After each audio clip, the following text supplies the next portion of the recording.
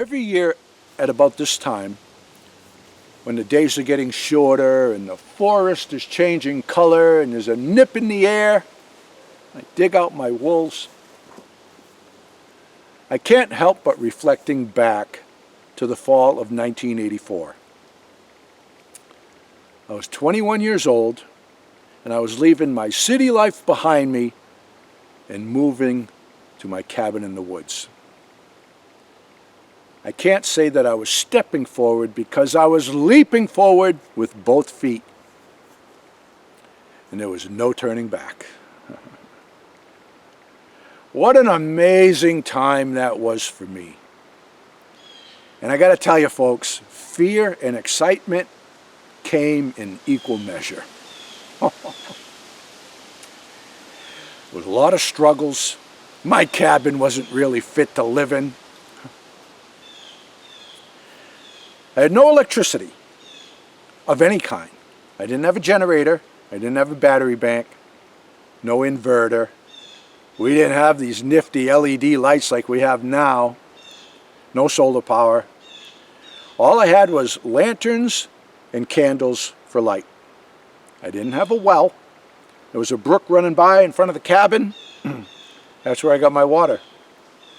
I didn't have a nifty ice box set up like I got now, and I didn't have a gas refrigerator. For the first 2 years, I lived out of a Coleman cooler. Oh. I didn't have a phone, and of course, cell phones weren't invented then.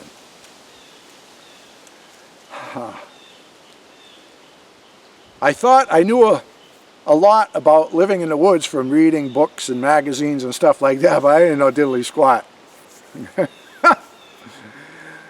Yeah, and there was no internet, you know. People nowadays have it different, okay? For one thing, you want to learn something, information's right there at your fingertips. If you're a little lonely, you want to chat with somebody, boop, you're right online. I mean, they're in the grocery aisle and they're chatting. They're pumping gas and they're chatting. They're driving on the road and they're chatting, all right? Up there, I was talking to my dog. Yeah, my Brittany Spaniel. And he didn't always listen to me, you know. Yep. If I needed to call somebody, I had to hoof it out to a friend I ended up meeting once I was living there, and he would let me use the phone now and then. But I got to tell you, I was all alone. And it was a different world. There was a lot of struggles. But you know what, folks? When I reflect back on those days, which I always do, especially this time of year, because this is the time of year that I had moved there. Now winter's coming. We got that preparation for the winter. We're on the threshold of all that excitement. But when I reflect back on those days, I gotta tell you, I do so with fond memories because those were the best times of my life. They really were.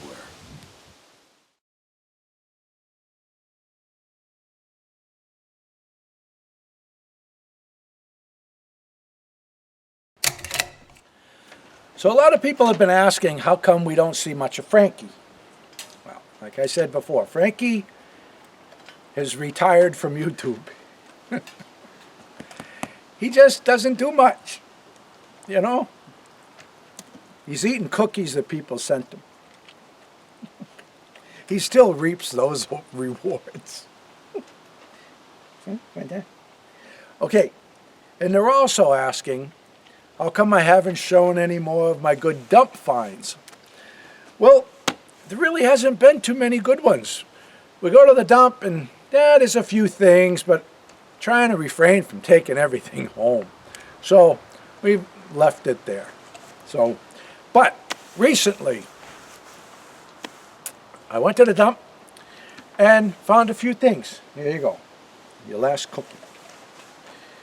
There was a case full of these candles, so we took a few for the screen porch and left the rest for someone else. We like to burn a lot of candles, and there was a bunch of these little votive holders. We scoffed those up, But my best finds lately is I found these 2 little fanny packs. Atlas Snowshoe Company. Got nice padding. Got a beer holder. 2 beer holders. One for me. And then a bigger one. This is a good brand, Hermit, right? It's got a lot of padding on it. Got some back support. I think this must have been like the bottom of another pack. But these are awesome. I don't like the color blue, but you know, beggars can't be choosers. And one of these had this little multi-tool inside it, you know. Just a cheapo brand, you know, Ozark Trail. Probably a few bucks at Walmart, you know. But it had this nifty little set, knife and fork and spoon. It had a spork. And this is sharp, man. These are pretty heavy duty. I mean, heavy duty. So, I keep this with me so I can eat my Vienna sausages. No more of this stuff. But these are great because when I'm out marking trails, putting up posted signs, stuff like that, I use a staple gun. I can wear this backwards. I got my staple gun right here. I got my little trail markers, stuff like that. I love them. And all the zippers and everything work. What do you think? We could put that on you. Come here. Look at this. You could be pack dog. Hold on. And there we go. What do you think? We got one for Frankie and one for Tildy. What do you think? We could fill that up with your tenny balls and cookies. I think he likes it.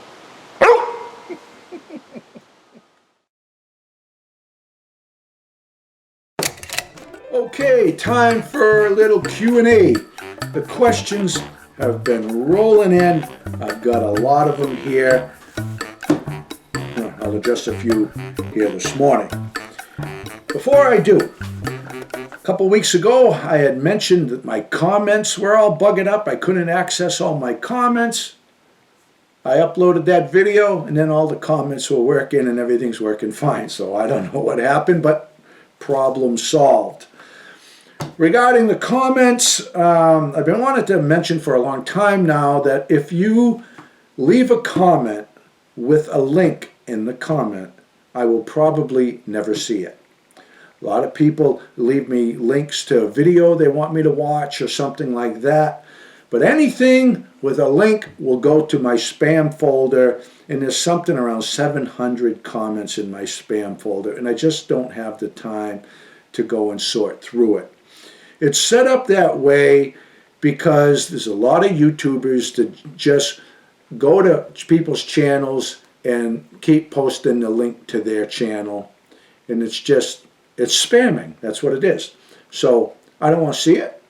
So unfortunately, even good legitimate comments with links will go there. So, and it's the same thing with Facebook. If you reach out to me on Facebook, I will see it eventually and I will respond to you, but it might be a couple of weeks before you hear from me. I'm really not a social media kind of guy, and we are really, really busy, but I do check it and I do respond, but sometimes it might be a couple of weeks before you hear from me. Okay, I've been wanting to mention that for a while now. Okay, let's get to these questions. I can't believe you need a building permit way out there. It's not a question, it's a comment, but I've heard a lot of that. Well, I don't really think that we should have to follow the exact same rules as somebody that lives in town, because we are surrounded by miles of forest. We don't have any full-time neighbors, but it doesn't work that way. The town has a rule book, one rule book, and everybody has to follow those rules. So even though that we choose to live way out here, doesn't mean we're exempt from the rules. So we just follow them. Okay? And plus, when you put your life online, like this, you got to follow the rules because people will turn you in.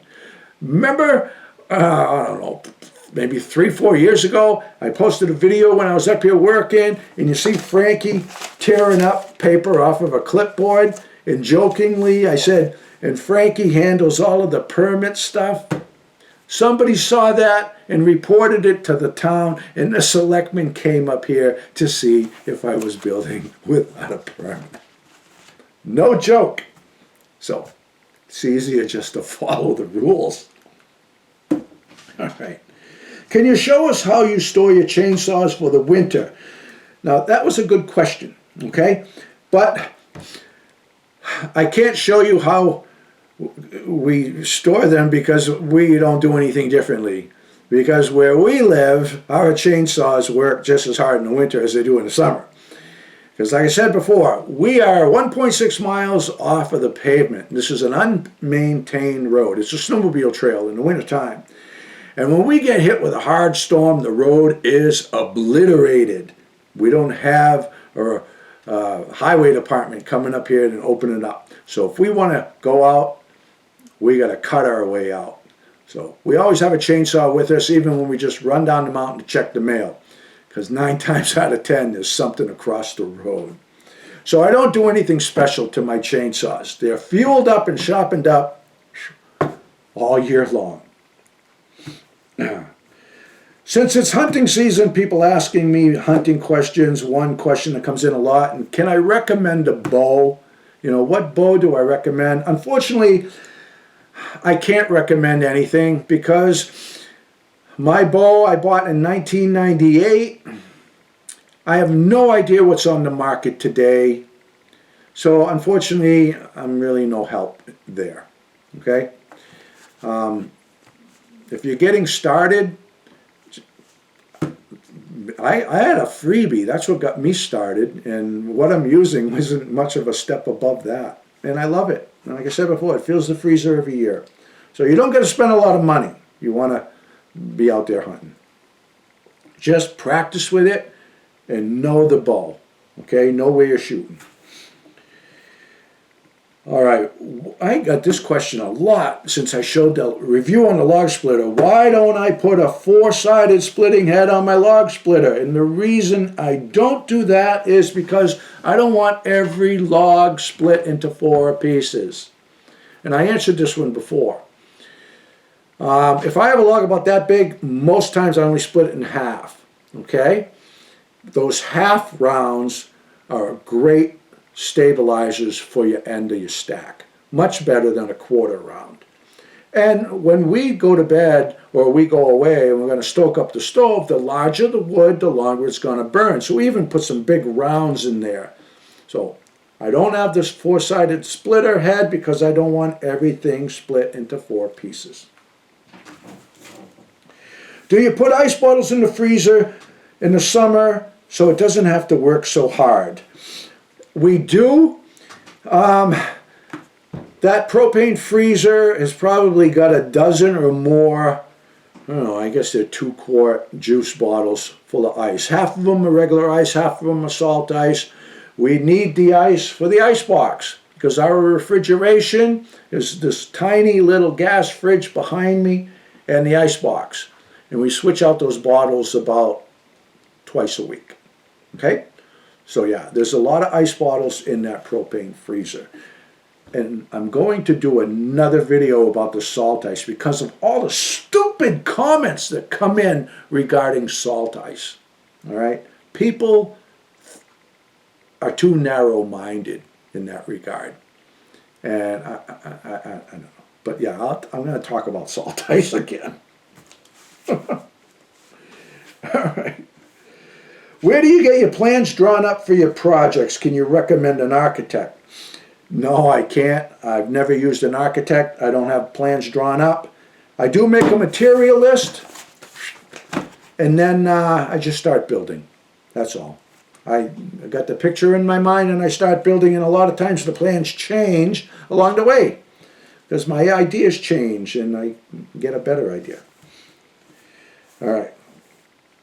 When I stack my firewood, do the pieces on the ground freeze to the ground and don't they rot?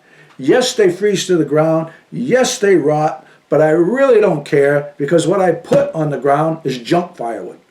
Okay? You can stack it on pallets if you want. I don't have pallets. I don't feel like going to get pallets. Just put crappy wood on the ground, stack on top of it. The next year I stack on top of the same junky pieces of wood. And if they finally rotted, I throw them out in the woods and I put another junky piece down. So that's how I handled that. How come I didn't mill the cherry logs into lumber? The reason is because I really don't need any cherry lumber. I need firewood, and I have a lot of cherry on my property. If I ever want to do lumber, I'll just cut some nice straight ones and mill lumber out of them. Hey, a few weeks ago I mentioned the North Pond Hermit. I mentioned the book. I put the link down below. I told you that I didn't read the book, but it sounds intriguing. If any of you have read the book, again, the link is down below. Let me know what you thought. Is it worth this, I don't know, $7, $8, I guess? Let me know if it's a good story, and then I'll buy it. Okay, I'm going to finish this up with a group of questions that have come in. They all get the same answer. People are seeing us cutting the trees down. We use the come along, the cable. I cut, Lori cranks on the tree. Process works good. The trees never fall where they don't belong. It works good. Everybody's safe. We even got these monster pines down out here, and we got the backhoe here. Dug out all the stumps. Everything worked great. But then I get a lot of questions like, why don't you use your quad to pull the trees down? Why don't you just use your Ranger to pull down the trees? Why don't you just saturate the ground and pull the trees down with your truck? And the reason is, ding, because I have a chainsaw and a backhoe. What's wrong with using a chainsaw to cut the trees down and a backhoe to pull the stumps out? That's what they are intended for, and that's what we do. But that's just the way we do things here in my neck of the woods. Hey, check out my new coffee mug. Look at this thing. Huh? Got the red and black checks. One's got a moose, the other one's got a bear on it. It's huge. Yeah. So that's all the questions for now, folks. You all enjoy the rest of your Sunday. All the best to you, and God bless. Frankie and the boss out walking in the woods, living life happy and free. Tracks in the snow everywhere they go. There's a porky way up in that tree. A beaver built a pond where they have some fun, taking life a day at a time. Best friends until the end. Frankie and the boss. Frankie and the boss. Frankie and the boss.